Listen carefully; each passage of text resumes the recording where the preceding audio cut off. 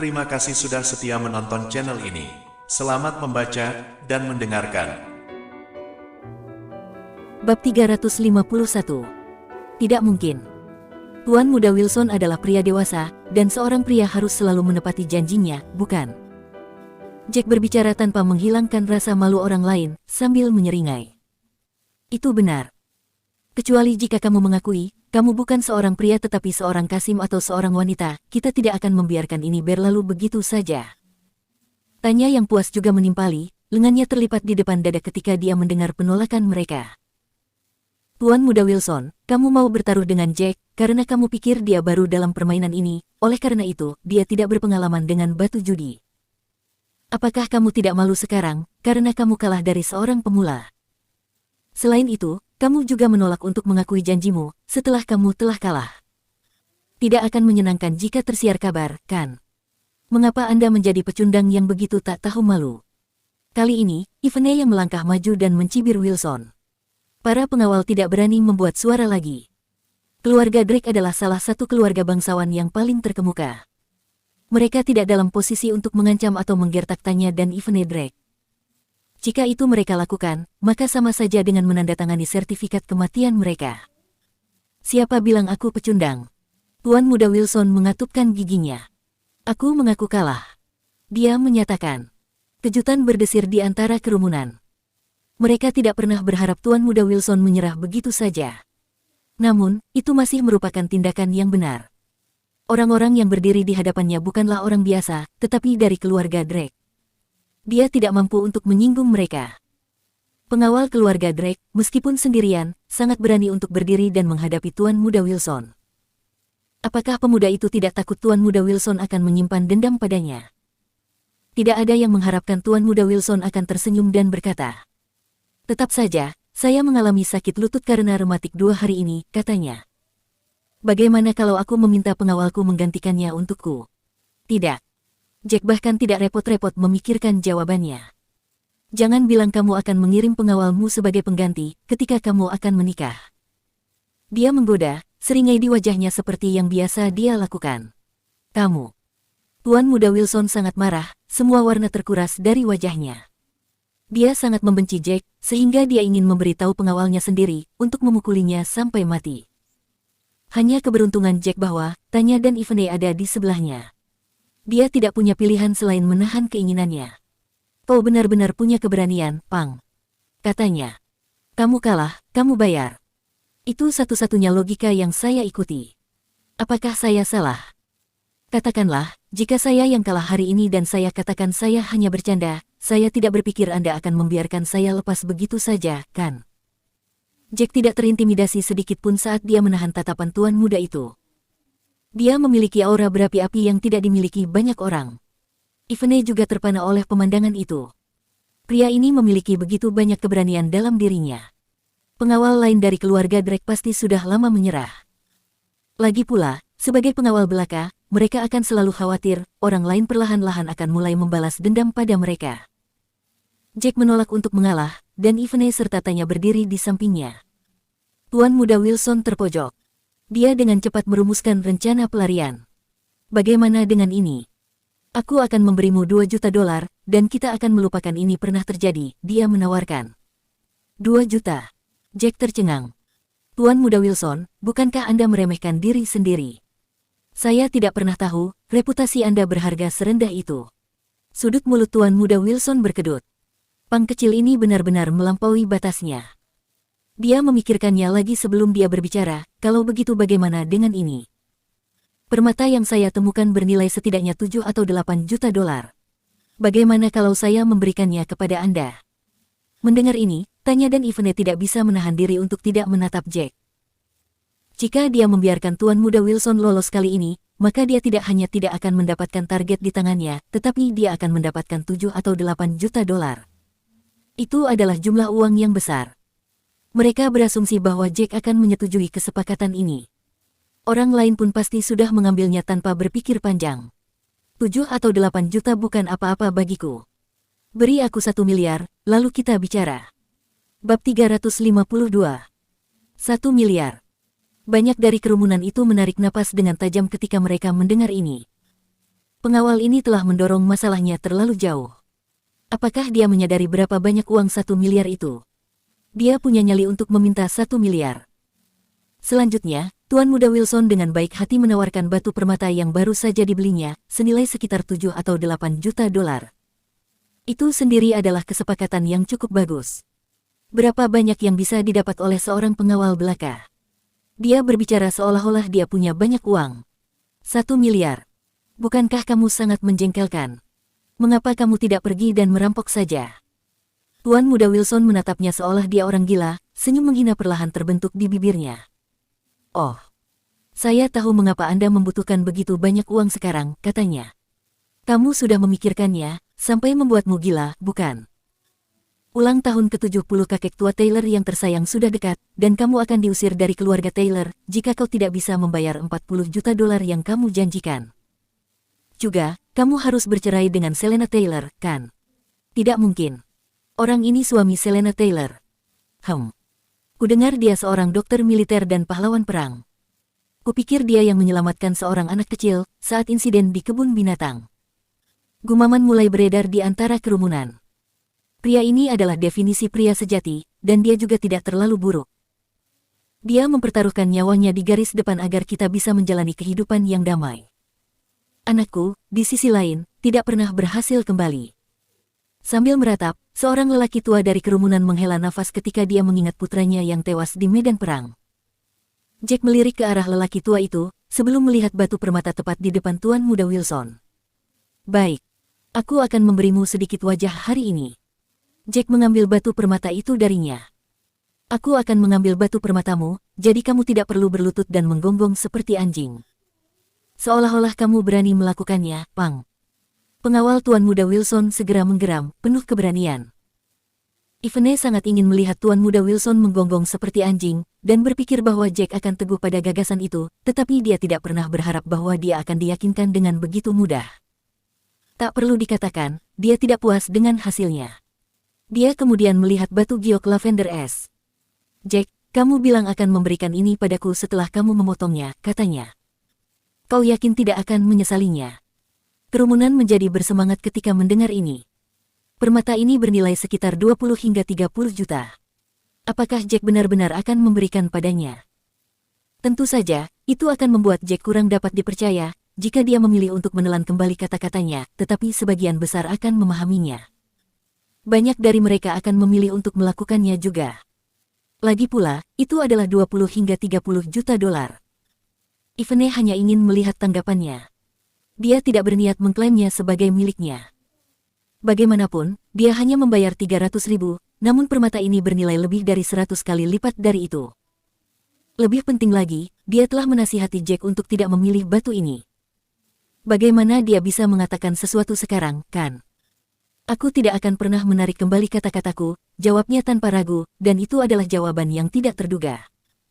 Siapapun yang mengenal saya akan tahu, saya adalah orang yang menepati janji. Setelah dia mengatakan itu, dia berjalan menuju lelaki tua itu. Putramu meninggal di medan perang. Pria tua itu menganggukkan kepalanya, senyum pahit di wajahnya. Itu benar. Saya memiliki seorang putra dan seorang putri. Putra saya telah mendaftarkan diri di tentara, tetapi siapa yang tahu, saya tidak akan pernah melihatnya lagi. Sekarang, hanya saya dan putri saya yang masih menjalani hidup ini. Dia melepaskan desahan lelah. Warna merah berangsur menutupi matanya. Tetap saja, anak saya adalah seorang pahlawan karena dia meninggal di medan perang. Bagaimana kita bisa hidup dalam damai seperti ini, tanpa pengorbanan mereka? Saya percaya Anda yang berada di militer, akan memahami hal ini. Tanpa diduga, Jack menyodorkan batu permata ke arah lelaki tua itu. Aku tidak bisa berbuat banyak untukmu, tapi permata ini bernilai beberapa juta. Anggap ini sebagai ucapan terima kasihku. Apa? Kerumunan tercengang ketika mereka melihatnya, dan hati mereka tersentuh pada saat itu. Sungguh hadiah luar biasa yang bisa diberikan, dari seorang veteran tentara, kepada keluarga seorang martir. Anak muda, ini terlalu berharga. Aku tidak bisa menerimanya.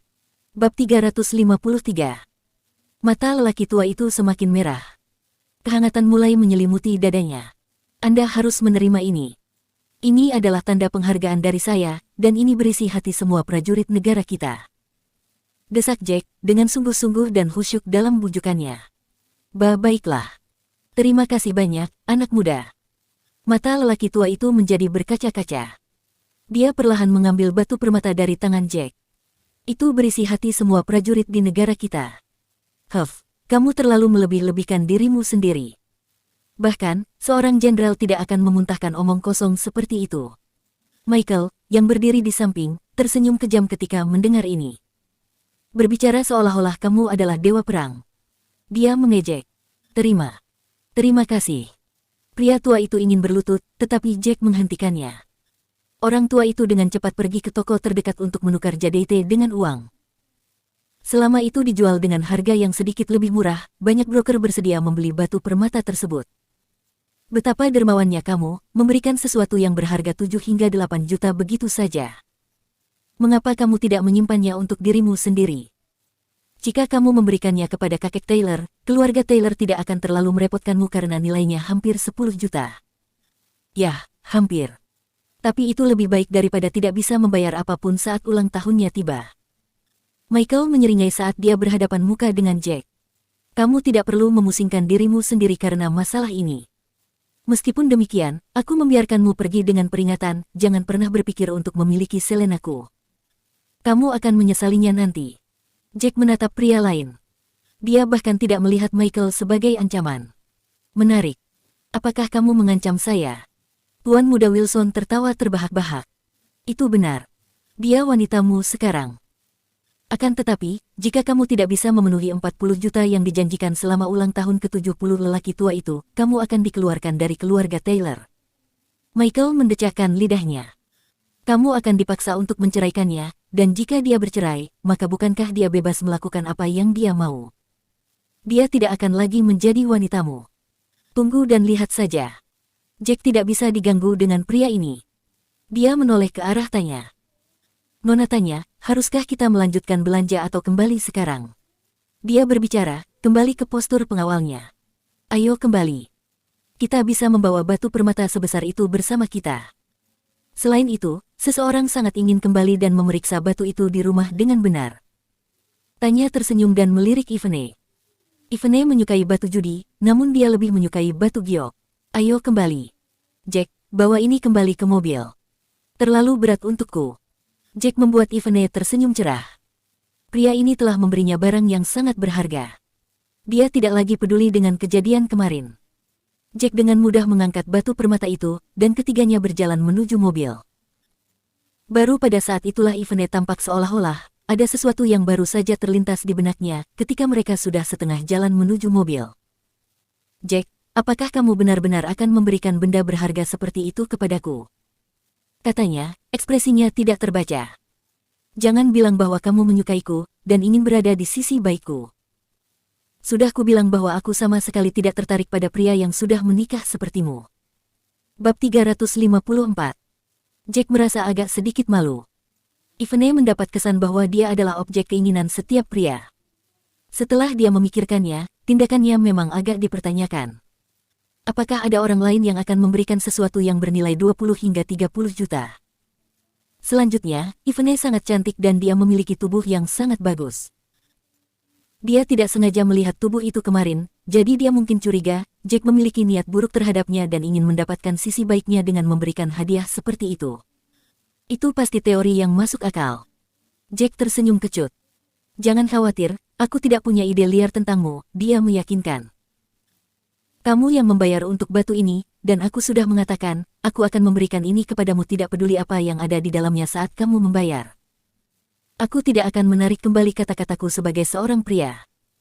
Dia berhenti sejenak di sini sebelum melanjutkan, anggap saja sebagai permintaan maaf atas kecelakaan kemarin, jika kamu benar-benar tidak nyaman dengan mengambil begitu saja. Sebenarnya, dia tidak benar-benar melakukan kesalahan kemarin. Bahkan, dia tidak menutup pintu dan langsung keluar dari kamar mandi begitu saja. Bagaimanapun, dia adalah seorang wanita, dan seharusnya dia sudah paham akan hal itu. Jack masih merasa sedikit menyesal untuk itu. Pipi Ivene langsung merona saat mendengar kata-katanya. Dia tidak tahu mengapa kejadian kemarin tiba-tiba terlintas di benaknya. Selain itu, dia merasa seperti telanjang ketika Jack menatapnya saat ini. Itu membuatnya malu tanpa akhir. Dia memutar matanya ke arah Jack. Apa maksudmu kau tidak punya ide tentangku? Apa aku sejelek itu? Jack dengan cepat berdehem dan memutuskan untuk terus terang. Kamu cantik, tapi aku sudah punya istri, dan menurutku dia lebih cantik darimu. Aku pasti tidak akan punya ide lain tentangmu. Kamu. Ivene sangat marah sehingga dia menghentakkan kakinya. Apa yang dia maksud, mengatakan bahwa dia cantik namun kurang cantik dari istrinya. Dia benar-benar memiliki mulut yang pedas. Bisakah dia bahkan mencoba untuk berbicara manis dengan seorang gadis? Selain itu, dia jauh lebih muda dari Selena, dan dia memiliki tubuh yang menggairahkan. Bagaimana wanita itu bisa dibandingkan dengannya? Tunggu, kenapa wajahmu memerah, Ivene? Apa yang dilakukan Jack padamu kemarin? Tanya cepat menyadari sesuatu, dan dia bertanya begitu dia mendeteksi ada sesuatu yang salah. Oh, tidak ada apa-apa. Ivene tiba-tiba panik. Dia tidak mau membicarakan hal seperti ini. Dia sering mengenakan pakaian seksi, dan bahkan roknya terkadang terlalu terbuka, namun, dia adalah gadis yang konservatif dalam kepribadian. Dia belum pernah menjalin hubungan dan bahkan tidak pernah memegang tangan anak laki-laki sebelumnya. Tapi kurasa ada sesuatu yang terjadi di antara kalian berdua.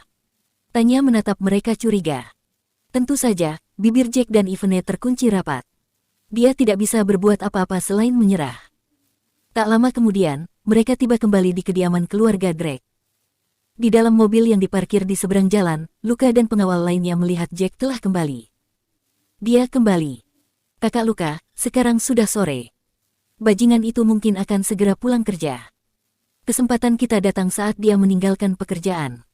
Seorang pengawal berbicara. Itu benar. Kita harus menangkap bastard ini.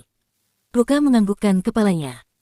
Nona muda kita tidak akan berada dalam keadaan yang mengerikan sekarang, jika dia tidak memberi makan obat puring padanya. Mereka tidak pernah berpikir setelah beberapa saat, mereka akan melihat Jack mengemudikan mobil sendirian. Si bastard itu benar-benar mengendarai Porsche. Masih terlalu awal baginya untuk pulang kerja. Sekarang baru pukul 4.30, dan dia sudah keluar. Melihat ini, Luka segera menjalankan rencananya. Ayo, kita ikuti dia, ajaknya. Kita akan memikirkan cara untuk menangkapnya nanti, setelah kita menghentikan mobilnya. Para pengawal keluarga George, berjumlah lebih dari 10 orang, turun dari mobil pada saat yang sama, berjalan ke arah Jack. Bab 355. Aku dihadang saat baru keluar dari gerbang. Sepertinya kamu sudah lama menungguku. Bibir Jack berubah menjadi senyum miris saat dia turun dari mobil. Huff. Kuharap kau tidak keberatan, tapi kamu harus ikut dengan kami sekarang. Luka terkekeh, memotong langsung ke intinya. Benarkah? Kemana? Tanya Jack. Kediaman keluarga George. Kamu memberi makan obat puring nona muda kami, jadi kamu tidak punya pilihan selain ikut dengan kami. Tidak ada satupun anggota keluargamu yang akan selamat jika terjadi sesuatu pada nona muda. Luka menatap Jack. Dia tahu Pang itu pasti petarung yang terampil. Jack tidak akan direkrut sebagai pengawal untuk keluarga Drake jika sebaliknya. Namun, mereka memiliki jumlah yang lebih banyak di pihaknya, dan mereka penjaga keluarga George, jadi mereka tidak akan gentar di hadapan Jack. Itu adalah respon yang normal, jawab Jack, tetapi keningnya berkerut tak lama kemudian. Apa maksudmu? Kamu sudah mengambil keluargaku. Huff. Bagaimana menurutmu, brengsek? Salah satu pengawal tertawa. Kami hanya mau mengambil kamu dan istrimu. Namun, jangan pedulikan istrimu, bagaimanapun, dia adalah manajer di perusahaan keluarga Drake. Kamu lebih penting. Kamu berani mengambil keluargaku. Betapa beraninya kamu. Ekspresi Jack menjadi gelap. Rasa dingin tiba-tiba menyapu daerah itu. Dengar, kami juga tidak ingin menyakiti mereka, Pang. Ikutlah dengan kami dengan tenang. Pengawal itu berpikir bahwa mereka sepenuhnya mengendalikan situasi dan menyeringai pada Jack. Jelas dia tidak memikirkan yang ada di dalam pikiran Jack. Demi kepentingan terbaikmu, jangan biarkan keluargaku terluka. Jika tidak, bukan hanya kamu yang akan menemani mereka ke kuburan, dan bahkan semua keluarga George juga akan mengikutinya. Wajah Jack mengeras, jari-jarinya mengepal. Huff. Kami berbicara dengan baik-baik padamu. Kamu pikir kamu orang yang hebat. Sepertinya kamu akan memandang rendah kami sebagai pengawal keluarga George, jika kami tidak memberimu pelajaran.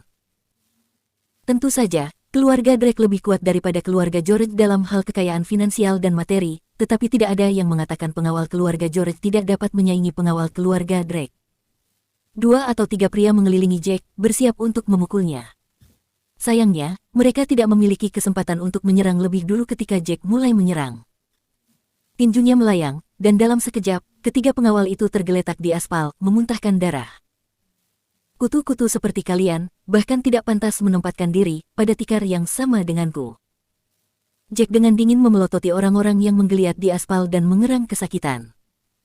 Dia memiliki aura tak terbantahkan dari seseorang yang lebih tinggi di atas mereka. Luka benar-benar terpana di tempatnya.